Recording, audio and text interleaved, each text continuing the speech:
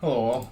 And now we want to move on to the 19th century and consider philosophy in a post Kantian world and look at the German idealists. And so, if we were going to abstract and make a sort of thesis of all the different German idealists to follow, we would call this a sort of philosophy of development. And it's really a rebuke of the sort of static order of the mechanistic world that the 17th and 18th century concluded on. This is the next epoch, and the epoch of idealism, and you can see that, of course, with the realm of appearances through Kant, where the transcendental unity of apperception and the method, of course, which in an interesting way, of course, looks to go beyond just its rational capacity, of course. For Kant, he wasn't a romanticist by any stretch, but you can see the implications of what a self-creator, what a self-perspective has on, not just the mind, or in that kind of Descartes sense of duality, to get away from mechanistic sciences, and that sort of static order of seeing the world. Mind for Descartes, in that metaphysical tradition, was the exception, and you can see that kind of line of thinking in philosophy here as well. But now, idealism really is, in a way, a reaction to dogmatic metaphysics, of course, and the foundationalism that was to follow. And so perhaps instead of the tradition of the 17th and 18th century with its static representations of ideas, we could look at it as from a direct awareness approach towards a clarified idea or a concept, is what the 19th century is going to say back towards the metaphysics prior. And it's very interesting to see that develop from there on out towards the 20th century and existentialism, and the attempt to create a method out of this as well. And so when we consider, projecting the self and self-consciousness onto reality as a whole, you can see why romance and, I think, a native people and a sort of national identity coincide so much. Because if we can unravel a self-consciousness of a people, of an understanding of the sort of experiences or consensus in that sort of phenomenology, if you will, then you can perhaps see why nationalist ideas and its identity was to follow. Because if we can solve the self and the microcosm and the macrocosm of it, if we can solve identity, solve the inner workings of the self, then we can project that out into the world, into the realm of appearances. And even more so, if you believe that these structures are universal or have a corner on reality, then obviously solving these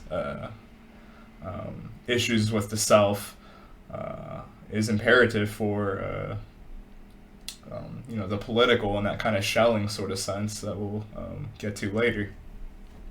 But that kind of is their breakaway, is the understanding and asking of the categories of reality. This is kind of breaking apart the phenomenal and noumenal distinction that Kant left, and many of them are trying to understand or ask and offer the solution to the structured self-consciousness of what unifies the experience onto the self. And so if we were to consider the different idealists real quick, we're going to go in depth with Hegel in particular, of course, as a history of philosophy, of course, would. But I still wanted to cover some of the other ones along the way, and maybe in the future we'll be able to do videos on them. But if we were going to consider Fichte, he has the sort of moral consciousness of his method.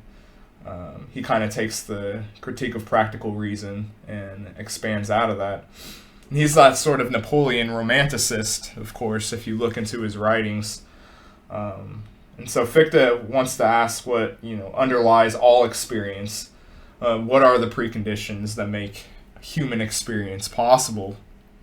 And so ultimately, he kind of concludes towards a sort of struggle towards, and a synthesis of duty between desire and inkling, and towards that sort of Kantian duty and moral philosophy.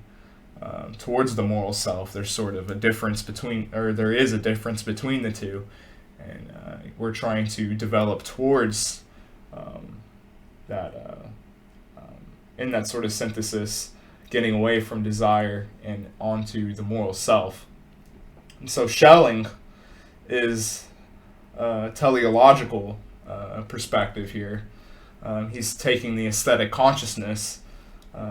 He has a philosophy of nature and its gradual evolutionary process, and its open-ended teleological being from nature. Nature is creative and has that sort of novelty in its creative processes, and the mind is has an inkling, if you will, towards theoretical thought and creative drive, and to morally manifest in the aesthetic realm through the arts, through contemplation, through these shared acts of art and its interpretations. Stuff of that matter is what Schelling was looking towards. And then you have Schleiermacher, who is to the theological religious experience, Romanticism of theology, and he objects to Kant really in reducing the religious experience to just ethics and just the ethical matters. It's much more complicated and fuller than that. It's a dependence, and he has that sort of Christian piety, and he underlines this all with being as all-embracing. This kind of is really the introduction, if you will, to the symbolic language as opposed to the literal sense. So everything being has this sort of finite aspect that reverts back towards the all-embracing being and its dependence towards it. And obviously, if we look towards Hegel, then we have a concept of being, trying to build a sort of concept or consensus out of it towards a totality. And so, yeah, basically the 19th century and its evolutionary romanticism, with the sciences going towards a micro and a macro. You have genetics and evolution, obviously, in the sort of macrocosm sense. And as for philosophy, its sort of method of the 19th century, of course, is phenomenology, which I've mentioned earlier. That sort of interpersonal agreement and consensus among a people towards a descriptive experience. It's not to say that it's the only sort of method out there, that there isn't a scientific one, but on a phenomenological basis is ultimately where we start, is really what they're trying to get at. And so there's no real, in a sense, really, when we have to look at these ideas very carefully. in a philosophical sense, because you run the risk of just looking at this from a purely historical perspective and really losing that these people aren't trying to actually prove anything in this sort of logical sense. They're trying to describe experience, describe romance, describe the processes of the self. So, when Hegel famously talks about the dynamics of the master and the slave, the servant, if you will, it's the self-awareness and the use of each other, that sort of dialectical way of understanding themselves and its own experience. And so you can't, logically prove something like that. It's dialectical. It's not in a sort of static order. It has a dynamic, open-endedness to it. And so, when we consider these ideas and try to build off of them, I think it's mistaken perhaps when we look at nationalist movements that I obviously some of them I consider highly and consider myself one to some degree. Of course, this isn't to disavow or anything, but merely to say when we sort of romanticize about going back and returning and posting memes or something like that, we have to remember that in the tradition of thought itself, someone like Hegel would say, you never cross the same river twice in that sort of same experience. And so, trying to just simply return, that doesn't add up in that sort of dialectical sense here. You run the risk of actually failing to grasp these ideas and these concepts, to use the term quite literally. And perhaps, maybe Hegel, in a lot of ways, foresaw the sort of,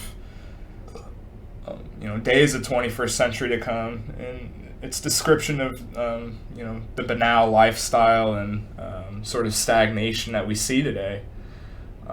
Consider something like the meandering, the unfolding, and this sort of dialectic. It's not certainly just, all A is B, but there's certainly a realm of difference and a maze to come between A and B. And so really, it's an emphasis of, evolutionary change. Change is the ultimate for the Romanticists here.